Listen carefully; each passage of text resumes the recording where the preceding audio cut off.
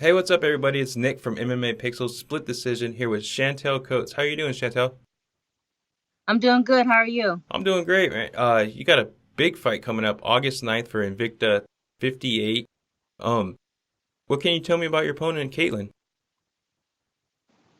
Um, One thing I really know about her, she's a grappler. She likes to grapple a lot, and she's from Florida, so Hey, that's all I pretty much I know. what do She you think? debuted it. I think she just debuted the last Invicta. She had debuted and won, so we both have like a fast debut. So that's gonna be exciting. Right, Probably one of my toughest opponent I ever had. right. If I was to ask her that same question, do you think she would say that she would be a striker based on your last performance? Yeah, Uh, all of what was it, 28 seconds? 28 seconds. Yes. You got shirts made for that? No, I should, but You I should, don't have any shirts. yeah, you should. 28 seconds. That's the fastest knockout in Invicta history, correct? Correct. Dang, that's crazy. You're about to fight on the 58th card. So out of all that, you're the fastest. Right. I know. It was it's unbelievable sometimes. But yeah. And that was your debut. What are you gonna do this time? Like a cartwheel backflip knockout, or like how I can you don't top that? I don't know. I don't know. Maybe I can get it done in 25 seconds. Right. In all seriousness, I know I've talked to fighters before who go out and get a fast, win, whether it's knockout or it's submission. And sometimes they kind of feel cheated, especially you making your debut. Do you kind of wish it went further?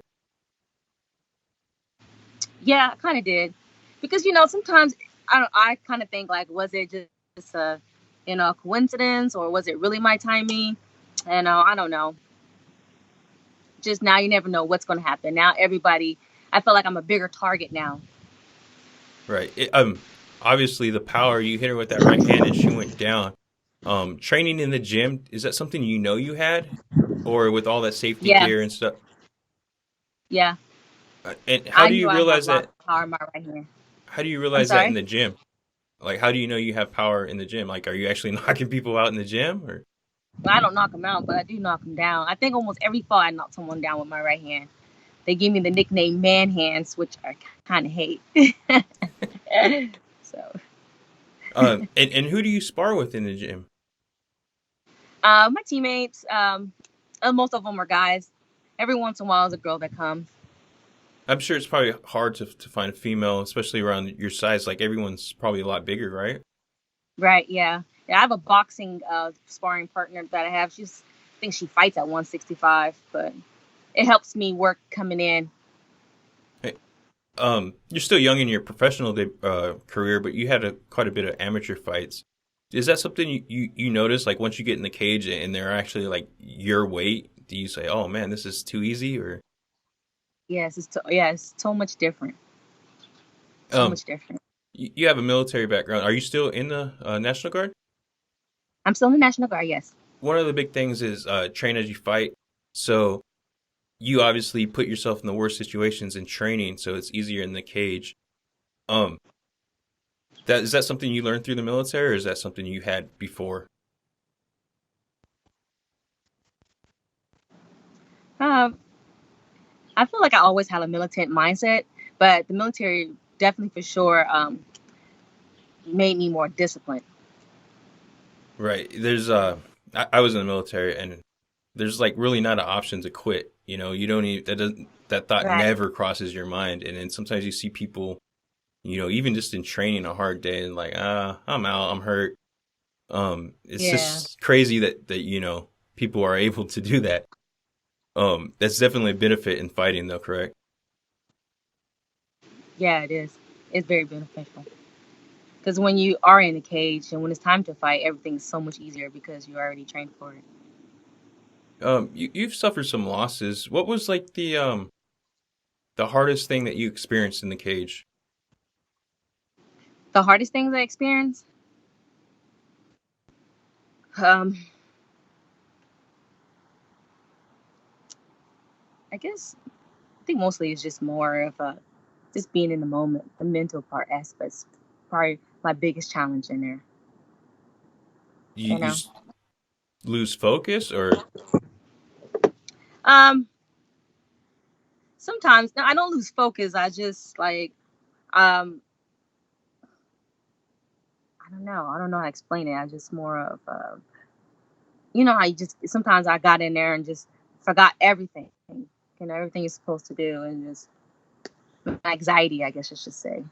You know, and I wanted to be. I'm sorry. What do you say? oh, I was gonna say, is that something that you're thinking in the cage, but when you watch it afterwards, it's like wasn't the same thing. It was actually, you did everything right, and you were just Yes, that's how it is. right. But I'm kind of like a big critic of myself. Like, there's some things I wish I could have done better, or should have done this better, or I should have done that. There's a lot of shouldas, but there's a lot of proud moments as well. And is that those shouldas? Is that something you take into your next training camp? Yes. Um, any shouldas that we should look for come August 9th? Um, Something you're planning to do that you wish you would have done at the last one? the last one, I kind of wanted to go to the ground.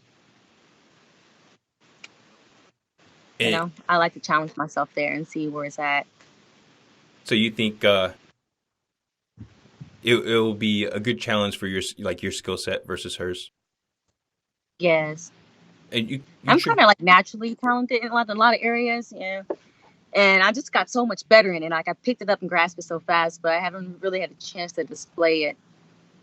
Do I'm you, really strong, especially from my size. do you train jiu-jitsu, wrestling, or is it just MMA and that's incorporated in it? Oh no, I do wrestling and I do jiu-jitsu.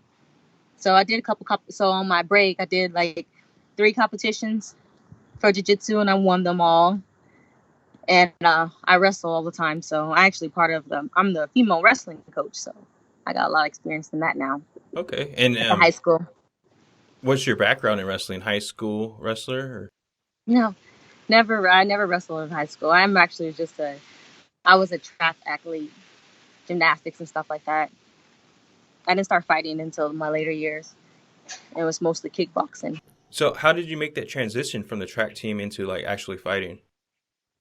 I went to a gym that had Glory MMA in there, so I just took a class just for training, for like conditioning, and I just was really good. And I just like fell in love with it. That's basically how I joined it. It's probably a while ago, but how was that first practice? Was it physically hard or was it pretty easy because of your track background? It was pretty easy. It's pretty fun. Yeah, we had some local fighters that I always see them in there like sparring and stuff. So I always would stop in and like, hey, can I spar? And then actually took the class, and it was just so much fun. So it probably was hard, but it was just so fun that I couldn't even tell that it was so hard. You had your first fight back in 2016, correct? Yes. And then you had like a little bit of a break until like 2018. Um, why is that? I was gone for my military training. Okay. For school, like or Yes. base, like the whole thing, basic The AIT. whole thing. Yeah. Basic Okay. AIT. Right on. How was how was basics training? Man, I don't know if I don't want to get in trouble, but a lot of people either gain weight, lose weight. Like I said, I was in the military. I actually stayed the same. Uh, what was your experience like? Did you I actually gained weight. gain weight? Yeah. Gained weight, yeah. Do you feel like you were physically stronger coming out of it, or maybe lost something? Maybe gain more cardio. I think I gained a lot of muscles. And I think that's how my shoulders got so big, my muscles. All them I had a lot. push-ups. Yeah. Did you have a hard time adjusting? I know sometimes people don't really like being. They say they don't like being told what to do or whatever. But was that like any change towards you? No, no. I was older, so it wasn't, it wasn't bad for me at all. Right on. More of like a vacation. So who's helping you out in this training camp? um, my sensei is Jeb Childs. He's from Sagagu Martial Arts. So that's why he's the one who trained me for my last fight, and I just continued to stay at that gym. So that's who I train with. And that's since you turned pro. You were training somewhere else as your amateur career. Yeah, it's my amateur career. Yeah, where I'm from, there's not really a lot of MMA gyms, so I have to drive like an hour away from trainings, or 45 minutes. So it was kind of like I started on my Muay Thai at Low Kick Camp, and then I went to Glory. Then wherever was closer for me at the time. So it was kind of like gym hopping. But I found a gym that's really close to me here, and that's specifically just for me, and I actually love it, and I progress off of it a lot. And that's still like a 45-minute drive for you? Oh, no, this one's like 5 minutes down the street from me. Oh, wow. So yeah. How often do you train? Like 5 days a week? I train like 6 days a week. Twice a day? Once a day? Or? I try to do 3 times a day. Well, I do cardio in the morning. So that's kind of on my own. Like I like to run or, do my cardio in the morning. Then I do have a personal trainer at the gym that does my calisthenics and my just explosive training, and I have a weight trainer. Then I go training again with my fight coach, and then I have fight camp at night. Oh dang, it's pretty busy, and then you have a regular life, huh? Yeah, regular life.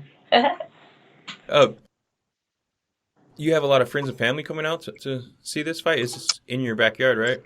Yeah, so this is my hometown. Yes, I have a lot of friends and family coming.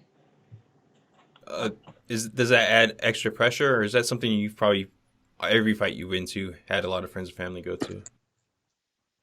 No, this not pressure to me no more. I appreciate all the support and love. I guess it adds to it. Right on. And if you're not able to watch the fight live, it will be on Fight Pass, right? Yes, it'll be on Fight Pass. The third fight. That's cool. And then how long is it going to take you until you go home and look that fight up and watch it?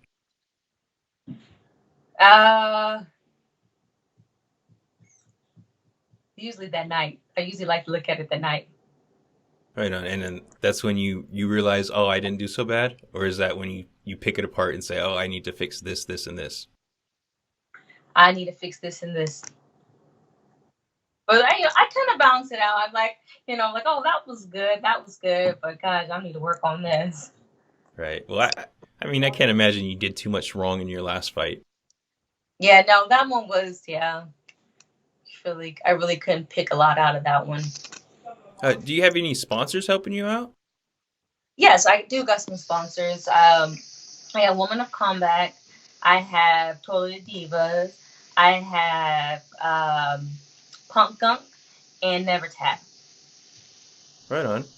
And where can the fans follow you on social media? They can follow me. I have my Facebook is Chantel Coates. My IG is at KC Warrior Queen. They can follow me on there. I also have a website. It's champcwellness.com. And you can follow me as well on that too. So. You mentioned you're a wrestling coach. Do you do any personal training?